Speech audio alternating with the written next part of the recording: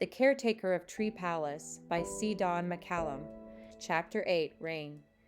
The boy. The imp slammed the door and ran to the ambulance. "Come on, John. Get in the car." A cold chill came over him. His veins felt as if they turned into foam. All sound, all sight seemed distant, except for the rolling red and blue lights on the ambulance that splashed red against the gray sky. Darker storm clouds rushed onto the horizon, looming in the distance. The day looked more like night. He looked around, found himself in the car, his seatbelt somehow already on. His dad turned the key in the ignition.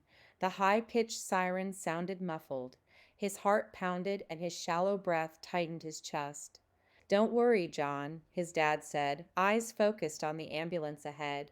"She's going to be okay." He tightened his grip on the wheel. "She's going to be okay," he whispered, this time more to himself.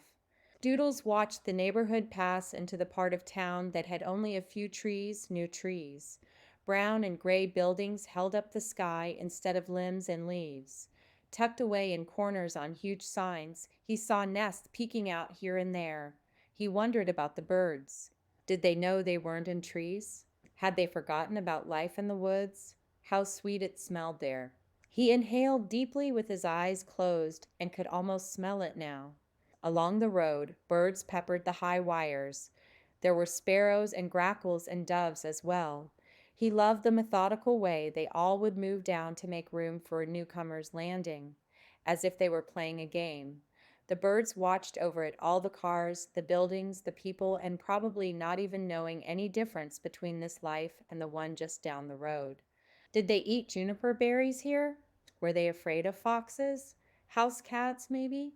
The gray silhouette of the hospital eclipsed the sky as the car pulled into the parking lot.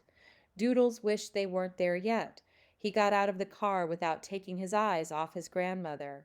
The paramedics wheeled her into the emergency room. Doctors and nurses surrounded her. Then she disappeared behind the door. "Sit there." His father motioned to a gray chair. The chair in the last hospital was gray, too. Numb, John sat, resting his notebook in his lap. The cold metal arms chilled him, just as in the other hospital. The tiles on the floor drew his attention with their light color and straight lines.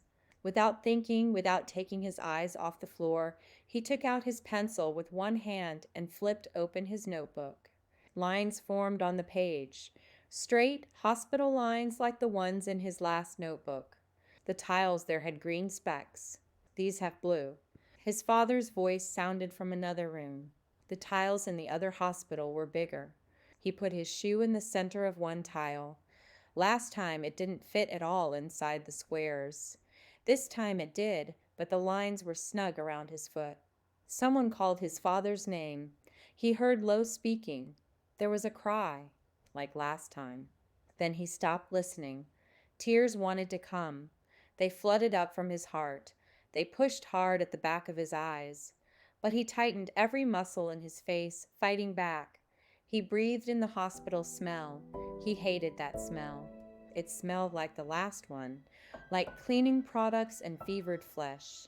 In his notebook, he drew his shoe on the tile and breathed. It smelled exactly like the last hospital. The birds.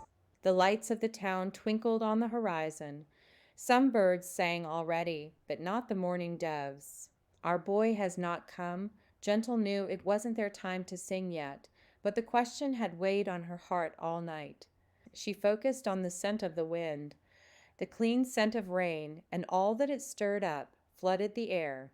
"It's heading this way," Gentle and Winsome said in unison. She flew to a nearby electrical wire and sang. Hoot-o-doo. Blue Jay was already on his morning mission.